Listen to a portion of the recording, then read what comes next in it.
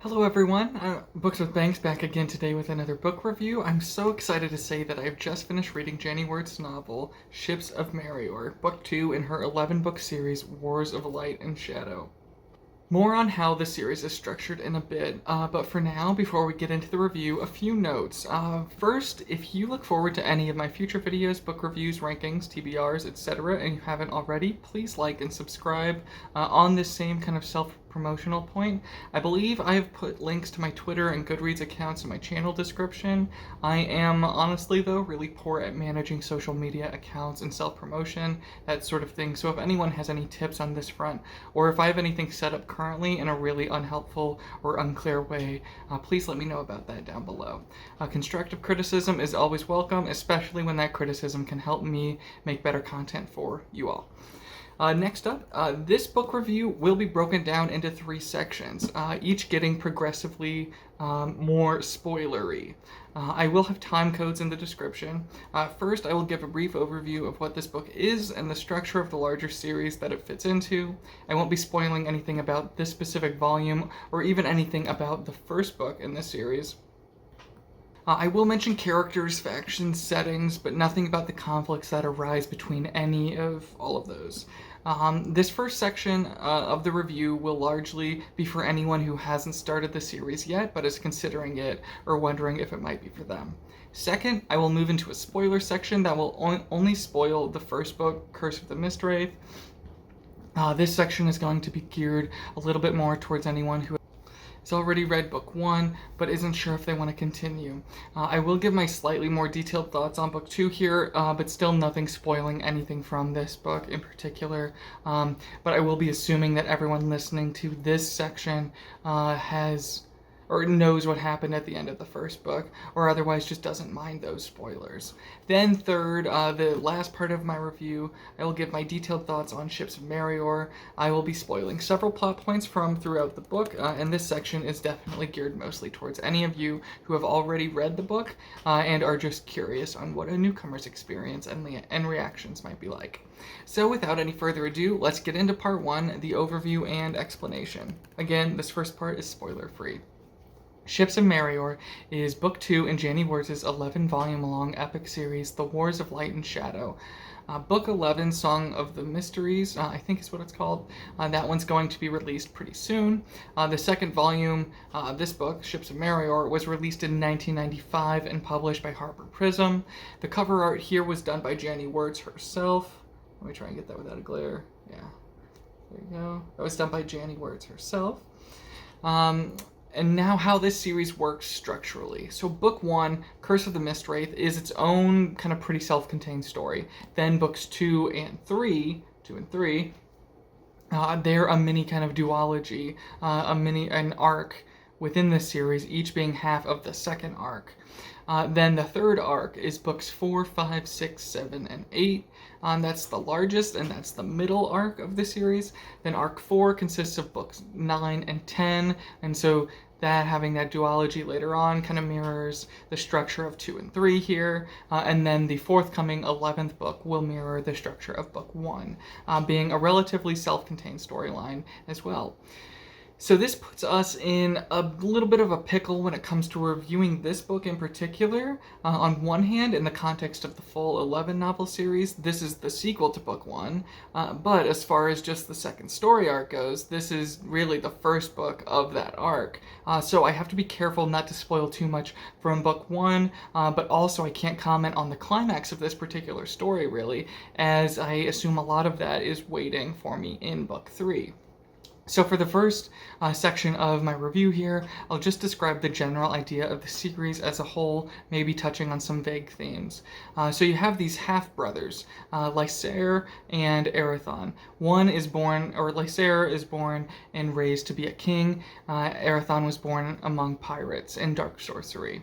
The two of them are banished from the realm, the lands that they grew up in, and they find themselves in a different magical world, the magical continent of Aethera. This is a mysterious new world in which both half-brothers are welcomed by the Fellowship of Sorcerers. There's supposed to be 7 sorcerers, but that's kind of its whole own other thing. Anyway, a dense fog has hung over this continent for so long, and thankfully these two princes are here to join their forces of light and shadow magic to defeat the oppressive magical fog entity, a thing known as the Mistwraith. So the first book is by and large about the developing relationship between these two brothers, as well as their alliances with the aforementioned Fellowship of Sorcerers. They're learning about their inheritance and prophecies that give them a lot of power over various regions and peoples of this continent they've come to. And that's about all I'll say without spoiling that first book too much. I will say, though, that there is a massive conflict at the end of book 1, and then book 2, the one I'm mostly talking about today, even though this begins 5 years after the end of the first book, many of the factions and characters from that first book are still reeling at the point this starts. They're still reeling from and suffering through the consequences of that conflict that closed out the first one. Then again, very vaguely, you basically have one half of this story all about an individual obsessed with guilt and grief over how the first book ended, and then another individual obsessed with kind of pride and a fury and paranoia about how the first book ended. So you see throughout this book the early stages of a massive war host being trained and gathered up, pretty much full of peoples and factions that feel another violent conflict is unavoidable. And then on the other hand, you have a different character and a few of his allies fleeing from said potential conflict and war host, and pulling out all of the stops, calling in all the strategic cunning and favors he can think of to try and avoid further bloodshed. So tensions build and build. The sorcerers and the enchantresses continue to scheme and try to make everything on the continent fit better into their own plans, and so on, until the end of this book. Again, book 2 in a large 11-book series, but also really just one of 2 in the second smaller story arc. Now, moving on to a more detailed review. I'll stop holding this up. A more detailed review, and so just a spoiler warning here for this next part. Just a spoiler warning for Book 1, Curse of the Mistwraith. I won't be spoiling anything for Ships of Merior, at least nothing past like the first 100 pages or so.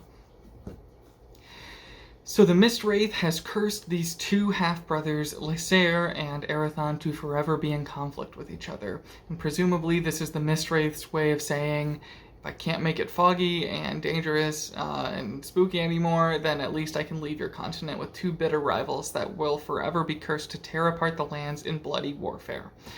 So at the River Talcorin, at the end of Book 1, the Master of Shadow, Erathon, led the clans of the forest in Rathane in defense from the aggression of Lysair, his half-brother, Master of Light.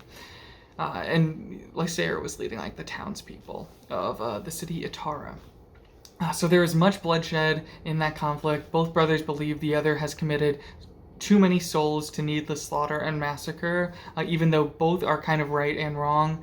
But still, I'd say there is a stronger presentation of Lysair being more in the wrong here, but still understandable given how blinded by rage and fear of shadow magic he is, and how a lot of his rage is being forced onto him by a magical entity, by that curse of the Mistwraith.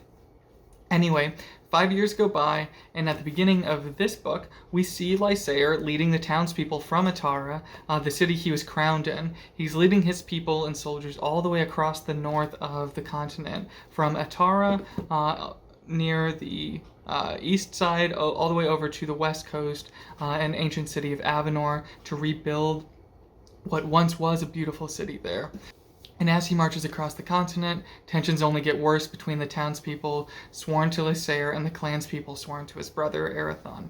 Along the way, Lysair brings with him his betrothed, Lady Talith, and her brother, the Lord Commander Deegan. Now, Deegan is easily one of my favorite characters because he so succinctly conveys everyone's suspicions and annoyance with Lysair, but also everyone's kind of ultimate reverence and trust for their new leader, Prince Lysair Selescid, or for their new leader. Some of Wurts' best character work, I feel, is accomplished in the scenes that she writes between Lysair and Deegan. Meanwhile, though, the mad prophet Dakar, the goofball of a man who was responsible for predicting the arrival of the princes in the first book, this mad prophet, he's basically predicted everything that went down in the first book, he has now been tasked to find, in a sense, Prist Arathon, who has been in hiding and on the run since basically the end of the first book. Now, Dakar, the prophet again, he's a drinker, a partier, and that's more fitting to like Prince Lysair's more fun-loving, charming personality. So throughout that first book, Dakar was always more drawn to the Master of Light and always a little put off by the Master of Shadow. So, of course, much to his dismay now, he has been tasked by the Fellowship of Sorcerers to basically find and babysit said Master of Shadow. Through hijinks and general silliness, Dakar finds himself, unfortunately, reluctantly, eventually along with Arathon on his mysterious adventures, largely along the eastern coast of the continent. Now, Arathon is mostly trying his best to avoid notice and to avoid any more conflicts or anything like the horrible conflict at the end of the first book, a battle he still feels terrible about. And while we, the readers, can feel his frustrations with the geas of hatred that the Mistwraith has put on him, Wurts also lets us in on just enough throughout the story to give us an idea that Arathon has some sort of plan to outsmart his brother and to avoid further war and further bloodshed. But Wurts definitely, in this book, plays her cards a little close to the vest, much like Arathon does, so that we, the readers, are left to speculate throughout the whole novel about why he might be going to the places he's going and befriending the strange allies he's befriending along the way. The balance of the two brothers' storylines, one more pacifist, the other more militaristic, makes for a compelling read, and I don't feel any section with either brother ever went on too long before getting a break. Also, we get some breaks with the sorcerers, Asendir and Sethvir, and what they're up to, and we also get breaks with the Elaira storyline, Elaira being a young Coriathane sorceress, enchantress, who the elder enchantresses of her order recognize as being someone who has a really good connection with Arathon from the first book. So they basically order her to go track down and spy on Arathon. And so she's conflicted about this, how much she likes him, so she's conflicted about this spying on him while she really respects and admires him. So even though we only get a handful of sections from her point of view, they're all quite compelling because of this internal conflict she's dealing with. Oh, and one last thing in this section, I love the magic in this book, in this series, and how it is all about like the songs of the past and the vibrations across lanes and strings of time and space, very kind of musical imagery, but also expanding that to not just be like the magic that applies to this planet, but also to like the cosmos as well. Really mysterious and fascinating stuff there. Alright, now part 3, moving on to just a full-blown spoiler section. This is your last warning if you don't want to be spoiled on book 2 in Janny Wurts' Janny Wurts' Wars of Light and Shadow series. So, wow, I'm not sure if I've ever been so conflicted with a pair of characters as I am with Lysair and Arathon at the end of this book. Like, on the one hand, Lysair, I think, is totally correct in saying that even though he was duped into destroying his own allies' ships and merchant vessels at Wearpoint, even though he himself did the destroying, still, Arathon must have known what he was up to, and therefore Arathon really did indirectly cause the destruction by playing the Mistwraith's geas of hatred against his brother. So Arathon basically used his magical force of hatred that neither he nor his brother can control very well. Arathon used that to trick his brother into destroying all those ships and further hurting Lysair's chances of ever getting south in time enough to catch Arathon. So I can understand why Arathon did what he did, though. If he doesn't make Lysair show his hand and reveal his curse in some way, shape, or form, then the Prince of Light will only keep gaining momentum and will only be more likely to make it south to Merior in time with his war host. But really, just cheers to Janny Wurts for crafting such a complicated climax kind of midpoint of this second arc. Building on from there, Lord Deegan, Lysair's most loyal and trusted advisor by the end of the book. Deegan has come so far that he will, I think at this point, do anything to help Lysair, but he still does not trust him. He doesn't totally trust his prince to make the brutal and violent decisions that Deegan thinks a leader has to make. So at the end, he has a merchant who knows about the Curse of the Mistwraith. Deegan orders this merchant executed. Again, out of love and a desire to protect Lysair, but also, I think, a lack of confidence in his prince's ability to make those harsh choices by himself. And I think this scene kind of really helped to just put into focus what I love so much about the Lysair-Deegan dynamic and relationship that is so strong throughout this whole book. Then, where Lysair does do unforgivable things, though, that are maybe a little less complicated, are in his ordering the execution of Tysian Caithan Menala, something like that. I know Lysair feels betrayed by her for giving resources to his half-brother. However, this clearly, I think, shows that Lysair has no respect for the systems in place on this continent, or between the 5 kingdoms of this continent, and he will stop at nothing, and he will risk making however many enemies he needs to, just to adhere and to stay true to his kind of curse of fraternal hatred and to pursue his brother.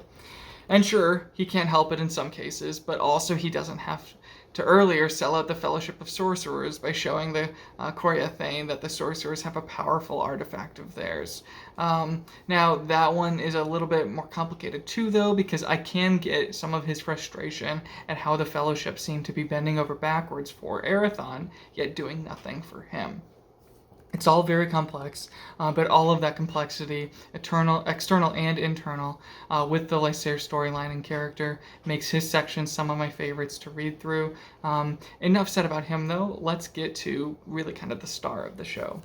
I think Wurts brilliantly opens this book with a good 100 or so pages of dramatic irony, in which she's given us enough clues to identify Arathon beneath his disguise, but the Mad Prophet still doesn't know that he's traveling with Arathon for so long.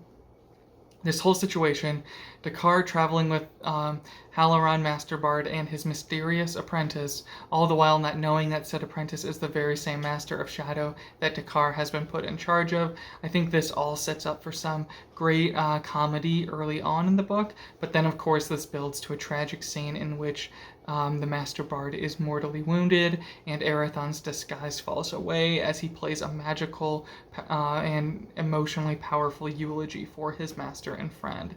Then we get some episodic stuff, or kind of episodic adventuring stuff with Arathon. First, he kind of just really bulldozes his way into the amicable graces of a pirate crew, and then he goes on and destroys a gunpowder weapon type thing, making an enemy of the kingdom that housed that weapon. And then finally, he stops down at the small, innocent coastal town of Merior. And here we get some great character work with him and his friendship with the townspeople, especially with these 2 young twins and the twins' mother. Arathon's time in this town allows Wurts to, I think, really show off what everyday life is like for just everyday people in this world she's created.